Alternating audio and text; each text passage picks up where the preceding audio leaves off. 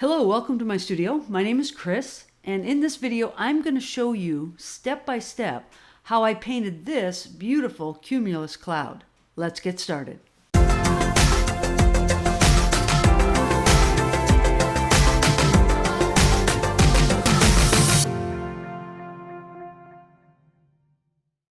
In this video I'm going to show you one of the easiest methods for painting clouds in watercolor.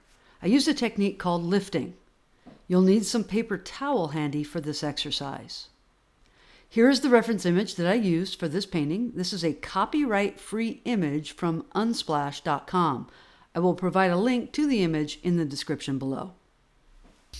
Here's my painting area, and I'm going to go ahead and get the largest brush that I have. Reach over here and grab my real big mop. What is a mop? A mop is a big brush like that, okay? And it's called a mop. Having one of these in your painting supplies is not a bad idea, especially at the early stages of your painting, because you want to start with the largest brush possible, especially when you're doing big washes that cover the entire piece of paper. It's nice to have a big brush. So I'm getting, and these bigger brushes hold more water, right? So I'm going to come in here and I'm just going to wet the entire piece of paper. And what I'm thinking about right now as I plan ahead is I'm thinking, well, what I want to paint the sky color, okay?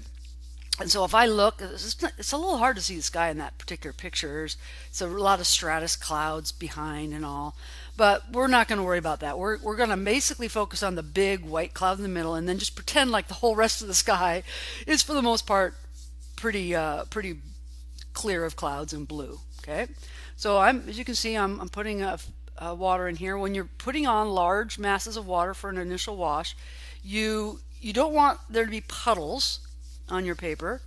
You just want it to be an even sheen of water that covers the entire piece of paper. So that's what I pretty much have right now. Set that brush aside, and then I'm going to, I might even keep that large mop again. And now I'm going to mix up. I'm going to use my Ultramarine Blue just because I think it's a blue that is very common on most people's palettes. And you can see me mixing it up there.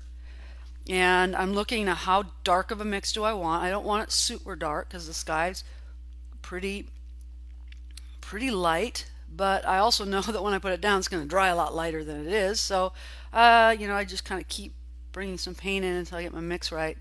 And now I'm just going to go with my big mop. I'm just going to go over the entire sky. Now sky goes, the color of the sky is always darkest at the top, and I'm sure a lot of you know that, and then it gets lighter as you go to the bottom. This is one reason why people put their boards when they're painting in watercolor at a slight angle.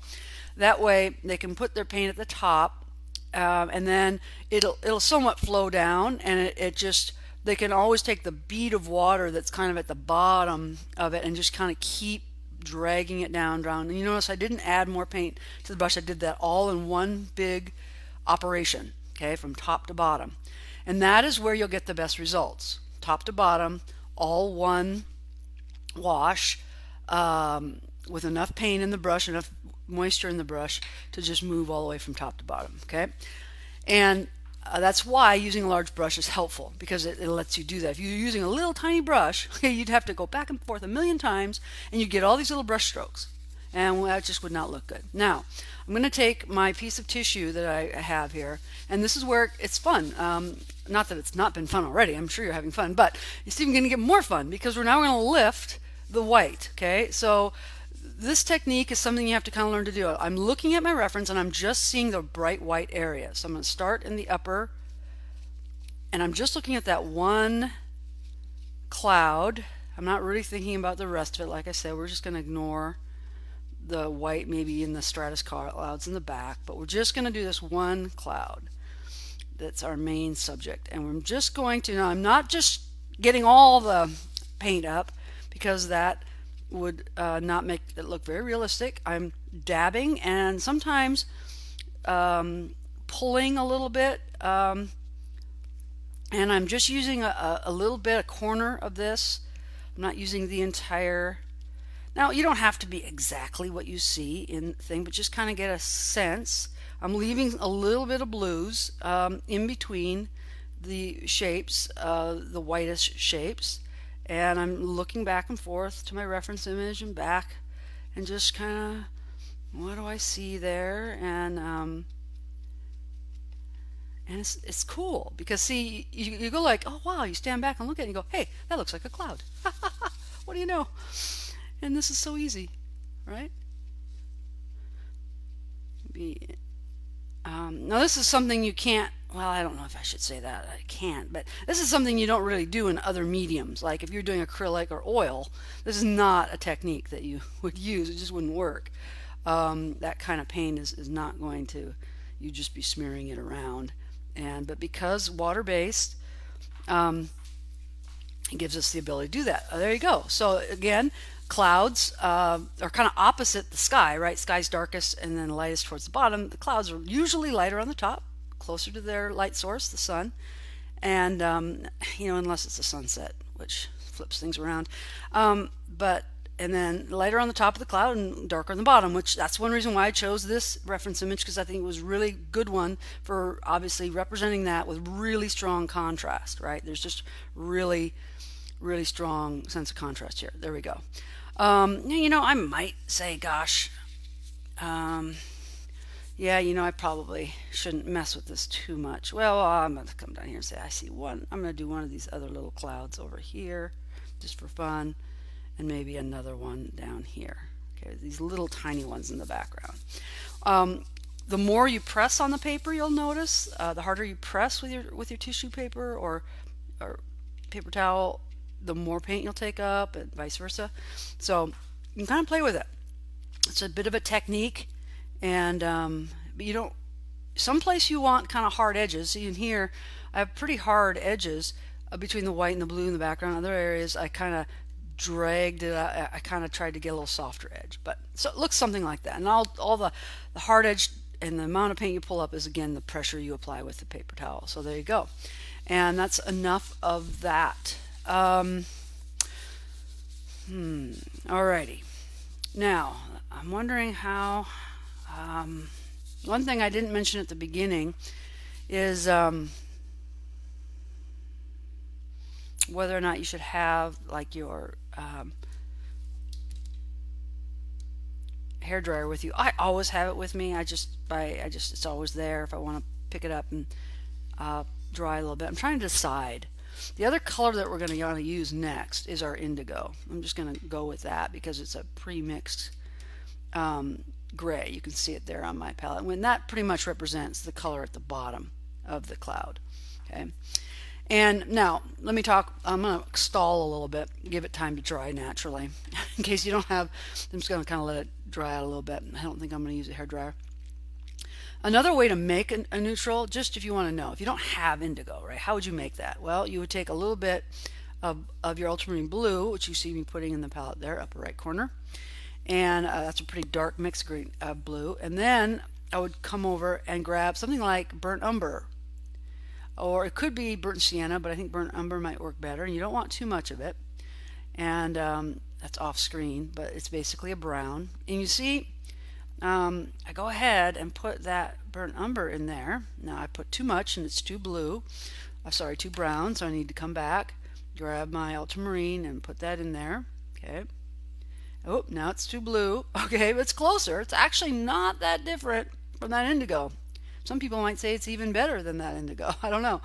But that is how you can make a neutral of your own. Okay. Ultramarine blue, burnt umber. Burnt umber is one of those classic colors. It's been around since the Renaissance or before. Okay, so there you go. I might actually use that mix that I just made because I think it looks kind of cool. All right. What I see here, if I look at that, is I see that there's more of a. I'm going to turn this over. I'll turn it upside down. Why? Okay. Just cause. Okay. So move this over so you can see it. I'm going to be hiding more of my palette, but oh well. You can still see I've got my mix of gray. The reason I'm doing that is, again, my palette is at, or my board here is at somewhat of an incline, and my sharp edge between the sky and the cloud is at the bottom of the cloud. And so I want to, boy, I just don't know. It's still a little wet. If I put this water on there right now, it's going to bloom, okay? One thing you need to know about watercolors is you always have to be really aware of the wetness of your paper. And if you take, and if it's in this kind of in-between zone where it's not sopping wet anymore, not glistening, but still wet, that can be danger zone. Or if I put down this mix now of this gray, it might just bloom right out. That's why having a hairdryer is helpful. I'm going to go ahead and use it for just a second. All right, it's not completely dry, but it's a little bit drier. So I've got my mix now, and I'm just going to go in and now these are my other little clouds at the bottom. So I'm just going to, and it's hard sometimes to paint upside down because you can't. Now it's harder to. Again, it's just a cloud, so it's kind of mostly straight along the bottom with the horizon line. So we'll just kind of follow that, and then and again, you know, I think I'm going to turn it back around the other way.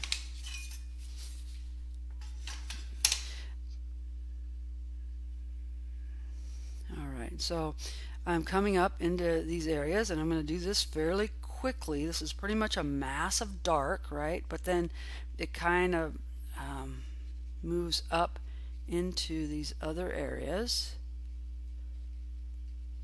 There we go. Cool. Now I need to soften the edges, right? Because if I look at where the if I look, and also I want to put a little blue on my brush, and I want to just drop in some different colors. As I see it, that this cloud is this underside of the cloud is more blue, the higher towards the top, right, towards the edges, maybe we might want to say, and darker as we go down. So I'm going to drop. So I kind of chose a middle tone in between the bluish and that, and now, and then it's darker at the bottom. So now I'm going to take, conversely, my Indigo, which is a darker blend, neutral, and drop that in here. Okay, and again, kind of looking at my reference image to see what I got. Yeah, and something like that. Okay.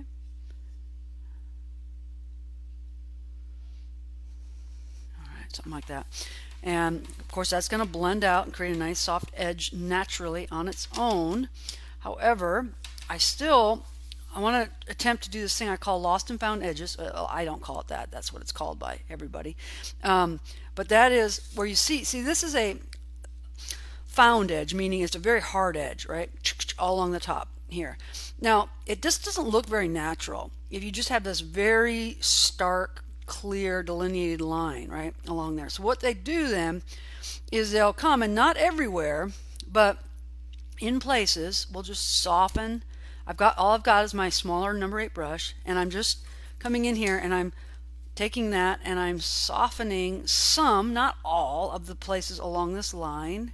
And that's what they mean by lost and found edges. Okay, you have an edge and you see it, and then all of a sudden it kind of disappears into a softy blur, and then it comes back, and then it you define again, and you see what that does. I think it kind of helps it look a little more realistic. We could do the same down along the bottom. I think the bottom edge is maybe a little more of a, and so what am I doing here? Well, I'm just taking a brush with water on it and coming up and just touching into that area there. Kind of experimenting here. And as I do that, because again I'm on a slight angle here, this is just going to blur downwards. I think that looks okay. That looks okay. It's not a bad representation, I guess, of what we see in our reference image. Kind of cool. I think there could be some, if I take some of my what's it called, neutral, that I mixed in below, up above, I think I feel like there's areas up in here too that just maybe some little around some of these whitest areas, and so I'm going to come in and just kind of get a little bit more of a And again, then I wipe off my, or clean off my brush, come back in, soft edge, not everywhere a soft edge, but in places, something like that. I'm looking back at my image, say, well, what do I see? Because it's kind of, right, it's kind of splotchy. It's not really blue as much as it's gray in there, right? So, because it's wet right now, and I can just come in, and all this area is wet except for the white area is really not wet, but everything else is. So I can just kind of touch in here, and the color will be added and kind of bloom out, feeling like I need a bit more of that dark indigo at the bottom. That's pretty cool, right? I like it. Raise your hand if you like it. Oops, I couldn't see your hand. Okay. There we go. There. I think we're like done with this one. Okay. Reviewing this real quickly. Put down a big wash of your blue for your background color. Take your tissue, your paper towel, blot up just the areas that are white. Let it dry so that you can go in and do your second color and see how this is. This is what I was talking about earlier. See how when this background was still a bit wet, the blue of the sky was still a bit wet because I didn't dry it completely because I was in a hurry, and then I put it in there and it kind of stayed temporarily, but then, you know, I mean, again, that's where I put down my, I guess my water and kind of tried to play with my edge, so I guess I did that to myself, but that's kind of what you're trying to avoid having happen. And now, see, you see that and you start messing with it, and like I'm doing right now, to fix it, and you might cause more problems. So, all right, I think that looks pretty cool. I like it.